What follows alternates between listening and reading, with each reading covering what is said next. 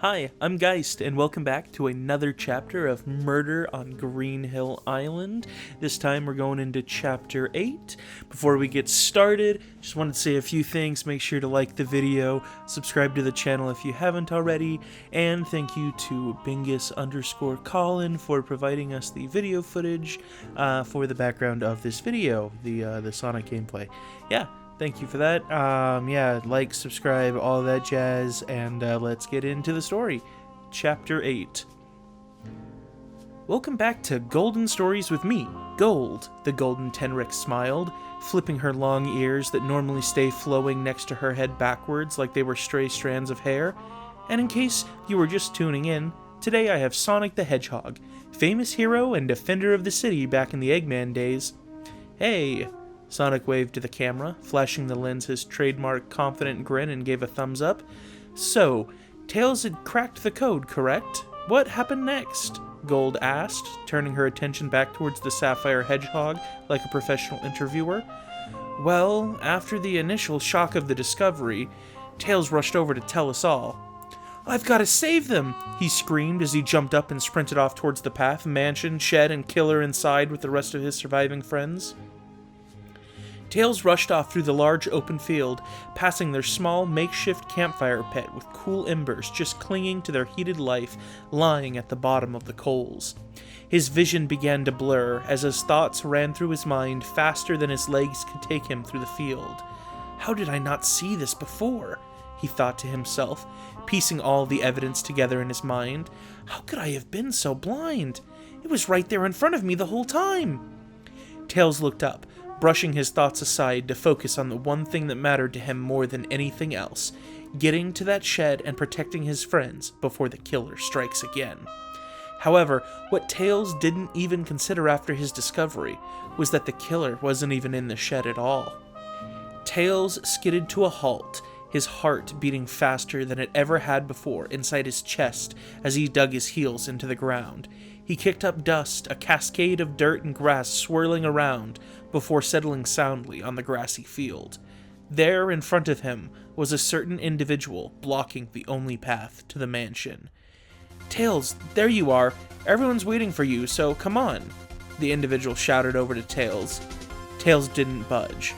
The animal took a step closer, then another, and another, as the gap between the sweating fox and them grew smaller and smaller. Suddenly, Tails found a burst of adrenaline course through his veins and determination ignited in his eyes. I know it was you, he spoke plainly. What do you mean? The animal asked, tilting their head to the side in a confused manner. You killed them all, you sick freak, Tails barked angrily, taking a defensive stance as he began to back away. Oh, Tails, I should have known you were too smart for your own good. I didn't want to kill you, truly, but I guess it's too late now. The killer taunted in a sadistic voice. Ha! You wish, Tails taunted. Behind him, his two tails, his namesake, began to twirl around. A small gust of wind began to billow around the fox as he jumped up in the air. Supported by his twirling tails that formed like a makeshift helicopter, Tails began to gain more and more height. He strained his face, clear that this motion was quite draining.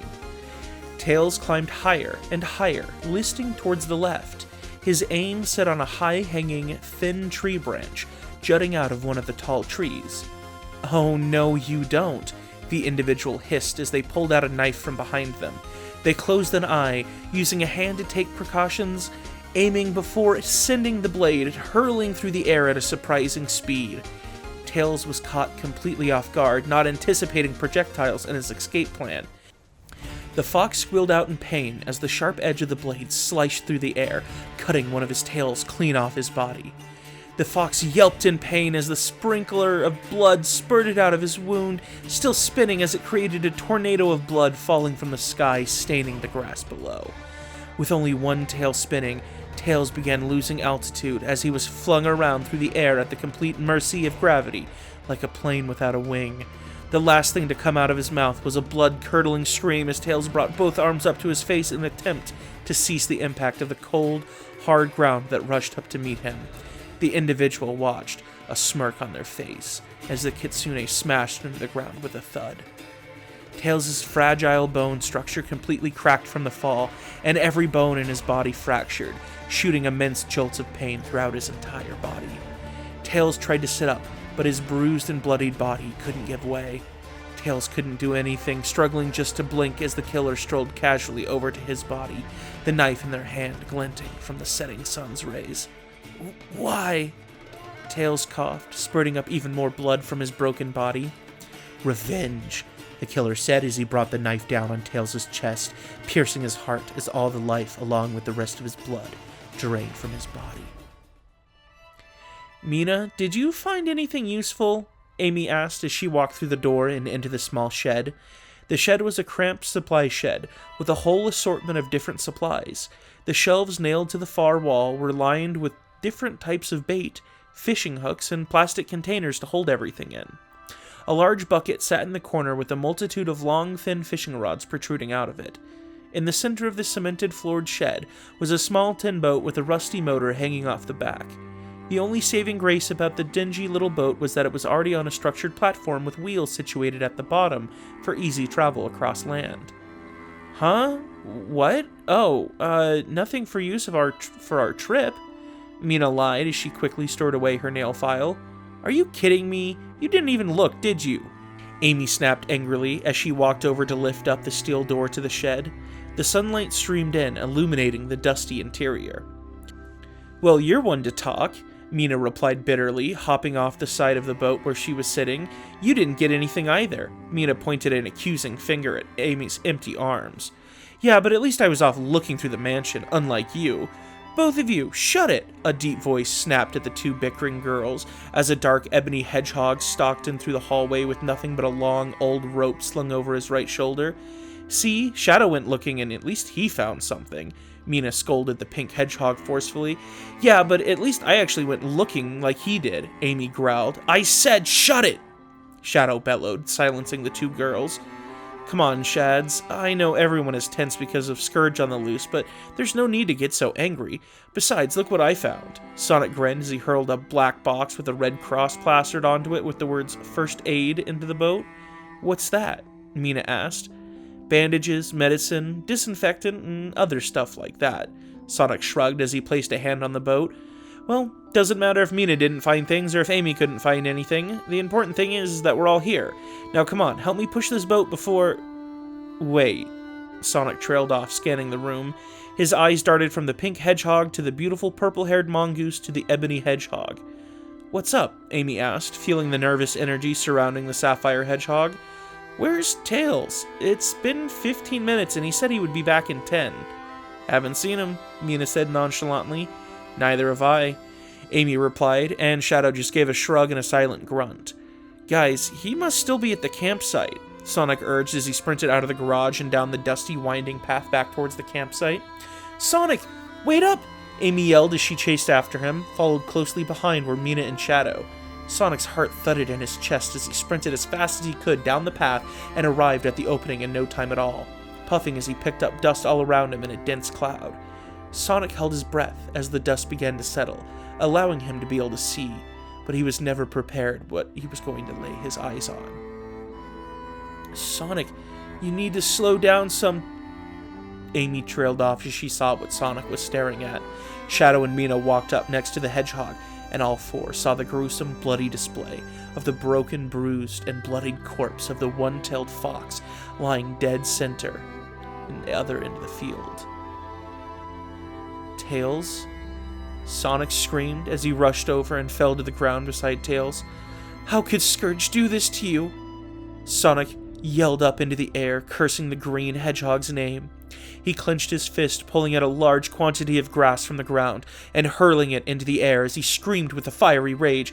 Sonic, you need to calm down, Shadow said shakily.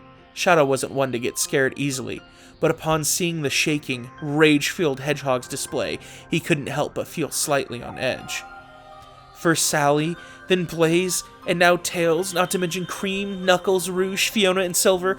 I'm gonna kill that son of a bitch, Scourge! Sonic swore, his eyes filled with a fiery blaze. Sonic? I don't think it was Scourge that did this. Amy spoke up. Sonic opened his mouth to reply, but when he looked up to Amy, he saw what she was pointing at. There, sticking out of a bush, was the blood-splattered hand of Scourge. Sonic, along with Shadow and Mina, walked up to stand beside Amy and cautiously peered behind the bush to see the gruesome display that Tails had only previously stumbled upon, not 20 minutes prior. No, Mina began to ramble, stepping back. Mina? Shadow asked curiously, turning to look at her. No, she repeated more frantically. Her eyes began to fill with tears as the severity of the situation dawned on her. Mina, get a hold of yourself, Amy commanded. I didn't mean... this wasn't supposed to happen. Mina mumbled to herself between her nonsensical ramblings of the same word, not unlike somebody in a mental institution or psych ward. Wait, Sonic narrowed his eye, glaring at the mongoose. What do you mean by this? What wasn't supposed to happen? Mina fished her hand into her pocket and pulled out her nail file that the others had seen her use almost constantly. She hurriedly pressed her thumbprint into the file, and a small ding emanated from the device. She pulled the device up to her mouth and spoke quickly and precisely. Sam, Dave, Bill, you guys there? She asked. No response. Mina, what the hell is going on? Shadow snapped. Mina paid no attention to the hedgehog's angry words as she rushed over to a nearby bush and pulled out a small duffel bag. Mina unzipped the bag and pulled out a small tablet device, which showed a green outline of the island with 5 red dots all flashing in the camping ground. Are they... us? Amy asked, confused as she pointed at the 5 red dots. Mina began to frantically mumble again. Mina! Sonic yelled, snapping her out of her little trance as he placed both his hands on her shoulders and shook her back to her sense. What is going on? I'm sorry. I just wanted to be famous again, but this wasn't supposed to happen. Scourge was supposed to be the killer, she whined, tears cascading down from her eyes again. Wait, you mean you planned all of this? Amy asked, raising an eyebrow. You killed Cream and Rouge? Shadow growled angrily, rolling up his sleeve. You killed Sally and Tails? Sonic added, gripping his nails deep into the flesh on her shoulders. A small trickle of blood flowed out of the spot where Sonic dug in his nails, but Mina was too distraught to notice the pain. No. Well, yes, I planned it, but nobody was supposed to die. Mina, explain. Or else, Shadow said plainly. Well, you see, after the whole Eggman incident, I had been away from singing for so long, so... my record label dropped me. I was okay with it, though, because all my life I had dreamed of being an actress. That's when Rouge helped me realize my dream, but I could never land an audition. But that all changed when Cream came to me with the invitation on this nice little getaway, Mina began. The small mongoose walked into a large, spacious office, trying with all her might not to trip over herself, wearing her fabulous high heels. She marveled at the sheer scope of the office. She walked up to the desk and was offered to take a seat in front of the big burly purple walrus in front of her. Mina looked behind him, out onto the breathtaking scenery of the wide expanse of city laid out beneath her.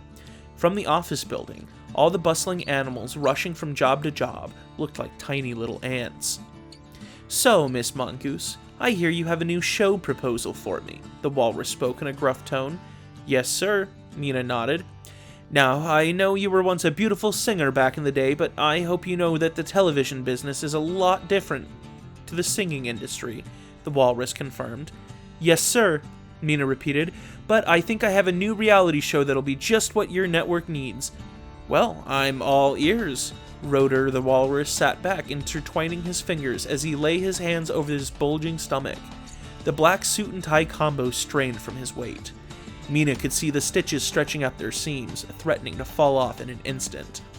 Well, you see, me and 9 of my friends were all invited to spend a week on an abandoned tropical island by my good friend Cream, because she won the lottery, Mina began.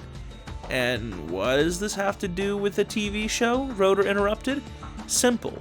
I propose a murder mystery thriller program with all of the suspense of a scripted show, but with the intrigue and entertainment of reality. Set up cameras all over the island and have some stagehands pretend to kill off some of my friends. Create stand-in fake bodies of all my friends and make it look like they were killed. I guarantee that the thought of one of us is killing all of the rest would make for the most entertaining reality, and the drama that would ensue would be fantastic. Mina finished her pitch. Rotor leaned back in his chair, pondering her idea for a few minutes before he cleared his throat with a cough. Mina, that is a cold-hearted idea that would be traumatic for all of your friends involved. Oh yeah, I guess, Mina sighed, getting ready to leave the office. But, Mina ceased her movement and turned to the walrus. It's just the kind of idea that will bring in all the ratings. It would cause so much controversy and morality debates, especially since you're friends with Cream and the rest of the freedom fighters that used to be so popular. People will be talking about it for ages. It would rake in the ratings. You mean, Mina beamed. Yes, you've got yourself a show to perform, Miss Mongoose. The walrus stuck out his hand, shaking Mina's to cement the deal. After some paperwork and further planning, Mina left the building with a pained feeling in her gut. She knew what she was about to do to her friends was deplorable, but she needed to. No record label would sign her after such an absence, considering her old news, and she had failed audition after audition after audition. This was the only way to get famous again, and Mina decided that day that she would do whatever it takes. Once you get a taste of the limelight, there is no going back. Ever. What about when the ship sunk? Sonic asked her after her story. Didn't you think that was a bit strange? I just assumed that the producers had decided to sink it instead of sail away to make it more believable for the rest of us. But Scourge wasn't supposed to die. He was supposed to be the killer, the one that I discovered. That's why I assumed he went missing, but this shows no other signs of life on this island except the four of us. Meaning... Mina trailed off, bursting into another fit of sobs. It means that the real killer either discovered or previously knew about this stupid television show and killed off your helpers before beginning their actual assault. Shadow sighed. I'm so sorry, guys. I didn't mean to put you through all of this, but I thought it was all fake, Mina sobbed loudly. How could you do this to your friends? Amy snapped, angrily barking at the mongoose. That was unforgivable, you snake, Shadow said without any tone in his voice, opting to just refuse to look at the mongoose any longer. Sonic? Mina looked up at the sapphire hedgehog, who was sitting barely in front of her, mere inches away. That means that one of us is still a killer. A real killer. We can talk about this later, Sonic said plainly, looking at the dirt. But now we need to figure out who is the real killer before any more innocent people die. Thanks, Sonic, Mina sniffed, reaching out to grab his shoulder. Don't, he replied in a deadpanned expression, swiping her hand away. Hang on, that's it! Amy snapped her fingers. The show! What do you mean? Shadow raised an eyebrow at the hedgehog. Mina said there were cameras set up all over the island to catch all of our reactions and interactions after their supposed deaths, right? Mina nodded. That means we can just look at the camera that shows the area to see who killed Tails, Amy concluded. That's a great idea, Ames. Sonic cheered as Amy blushed. Mina, where are the cameras? There's one hidden up the tall tree that overlooks the field over there. Mina pointed to the thick tree that Tails lay under, the same tree he desperately tried to fly up to when the killer struck. Sonic rushed over to the base of the tree and with little effort climbed from branch to branch until he was engulfed from view by the foliage. Shadow, Mina, and Amy waited with bated breath until moments later, after the sapphire hedgehog emerged holding a small, hidden camera. Quick, check the footage of the past 20 minutes, Amy urged. Sonic clicked into the storage and flipped back to the moment before they left. Sonic clicked play, and the camera showed a horrific state. It was hard to see who was the culprit from the angle and position of the camera that Mina had pointed out, but it was evident that somebody had thrown a knife at Tails, slicing off his tail as he plummeted to the ground. It wasn't until the killer got closer to the body and finished off Tails that this specific camera got a good angle of the events. It was then that the killer, after piercing Tails' heart, stood up from the body and turned away to face the camera head-on. Sonic gasped. Dropping the camera to the ground, it smashed into pieces as its life died. Sonic turned his head slowly, turning to face the same person who he had just seen mutilate his best friend. How could you do this? He stuttered, staring deep into the cold crimson eyes of Shadow the Hedgehog. Shadow? It was Shadow all along, but how? And why? And how did you all escape after figuring it out? Gold clamored for more. Sonic opened his mouth to speak, ready to answer her questions when she quickly cut him off for what felt like the 100th time that interview. If you at home would like to know those answers to these questions like me, be sure to stay tuned after this last commercial break. She smiled at the camera as the red light shut off. Can't you let me get a single word in? Sonic complained. We need to make the hour, Sonic. After we come back, you will have 5 minutes to wrap up your story. So make sure you have your thoughts all worked out in your brain because I can't go over time and we can't end the program without a proper ending. Gold instructed the hedgehog. Yeah, whatever. Sonic waved her away in dismissal as he thought about how he was going to finish. All the while, Gold stared angrily at the rude response she was given by him. Alright guys, that is the end of Chapter 8 of Murder on Green Hill Island. Join me next time, or I hope you join me next time for Chapter 9. That is the final chapter. It was initially going to be a final chapter, then an epilogue, but now it's just kind of all in one in a final Chapter 9. So, thanks for liking the video and subscribing to the channel. We'll see y'all next time in Chapter 9. Bye!